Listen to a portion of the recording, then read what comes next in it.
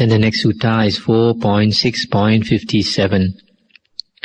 On a certain occasion, the Exalted One was staying among the Kolians at a township of the Kolians called Sajanela. Then the Exalted One in the morning, robing himself and taking outer robe and bowl, approached the dwelling of Supavasa of the Kolians, and on reaching it sat down on a seat made ready.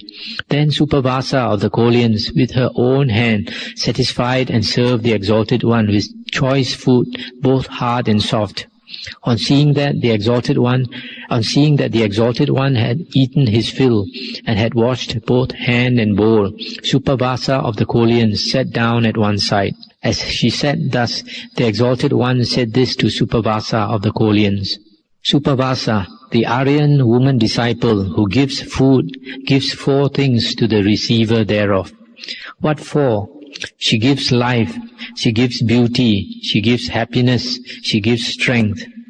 Moreover, giving life, she is a partaker of life, be it deva or human. Giving beauty, she is a partaker of beauty, be it deva or human. Giving happiness, giving strength, she is a partaker of it, be it as deva or human. Yes, Supavasa, the Aryan woman disciple who gives food, gives these four things to the receiver thereof. This short sutta, you can see that during the Buddha's time, after the lay people gave a meal to the monks, generally they gave a very short talk. Like in this, the Buddha only said a few lines, and as thanksgiving. And later, maybe perhaps, for a monk to give a short discourse every time he has a meal, after some time he runs out of ideas what to talk. So from there, it's understandable how later monks started chanting. Because chanting will be easier. You chant the same chant again and again every day, instead of having to think of something to talk. And then these four qualities, if we give food to the monk, the Buddha said we give four things. The first one is life. These four things in Pali is called Ayu, Vano, Sukhang, Balang. Sometimes you hear us do the chant. You can hear us chant Ayu, Vano, Sukhang, Balang. Ayu is life. Because when you give food to a monk, it sustains his life, so he can live longer. Second one, it gives beauty, because when he has food, especially good food, the body looks better. The body is more beautiful looking. And then the third one is happiness. You give food to a monk, he's happy. And then the fourth one, it gives him strength.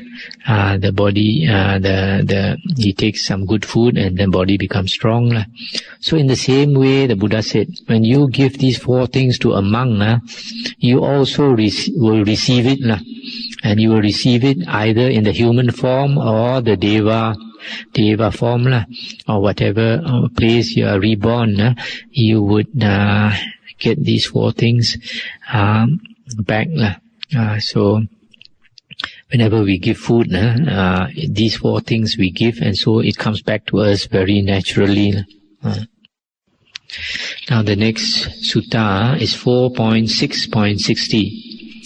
Now the house father, Anathapindika, came to visit the Exalted One, paid respect, etc. As he sat at one side, the Exalted One said this to him: House father, possessed of four things, the Aryan disciple has entered on the householder's path of duty, a path which brings good repute and leads to the heaven world. What are the four? Herein, house father, the Aryan disciple waits upon the order of monks, the Sangha of monks. He waits upon the Sangha of monks with the offer of a robe, alms, food, lodging, requisites, and medicines for use in sickness. These are the four things. Here the Buddha is saying that a Buddhist disciple has a householder's duty to look after the monk and supply the monk with the four requisites. The first one is a robe, second one is alms, food, third one is lodging, and the fourth one is requisites and medicine for use in sickness. So, if a lay person serves the Sangha, waits upon the Sangha with these 4 things, he is doing his or her duty, and he will get the reward. The Buddha said, a path which brings good repute and leads to the heaven world. So, if you do this householder's duty to the Sangha, it will bring a lot of merit, especially if you are virtuous and the monk is virtuous also.